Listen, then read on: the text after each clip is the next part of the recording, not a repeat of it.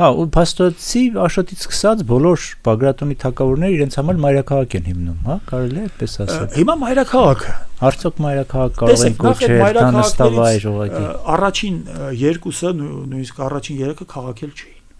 Հիմա Բագարանը պատմիչները լավագույն դեպքում այն կոչում են քաղաքագյուղ կամ գյուղաքաղաք։ Դա Աշոտ առաջինի նստավայրն էր։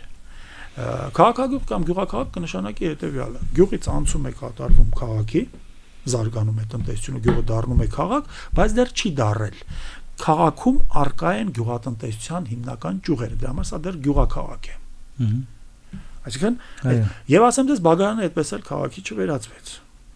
Սմբատը նստում է Երազգավորսում, որը դարձյալ գյուղաքաղաք է, քաղաքի չի վերածվում։ Կարսը կվերածվի քաղաքի։ Բայց մենք տեսնում ենք, որ խոսքը ոչ քաղաքների մասն է եւ մեր պատմագիտությունը դրանք կոչում է քաղաքներ։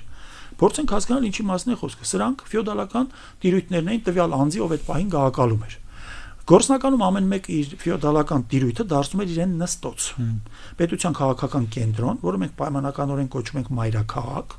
բայց ինքը դասական իմաստով քաղաքամայր չէ։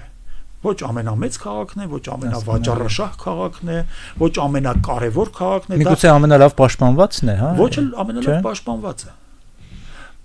Եթե ամենալավ պաշտպանվածով խոսենք, այս դեպքում միայն Կարսի պարագան կգործի,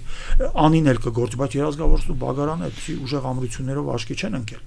Այսինքն գործնականում սա պետության քաղաքական կենտրոնն է, որտեղ արքունիքն է նստած, եւ դա համապատասխանում է տվյալ գահակալի նստոցին, նստավայրին։ Այդ իրեն է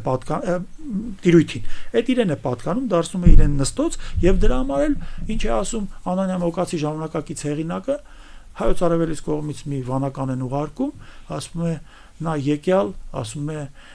Երազգավորից Շիրակավան, որ նստոց լեալ էր դեռն Սմբատա թագավորի, որը եղել էր Սմբատ թագավորի նստոցը։ Նստավայր։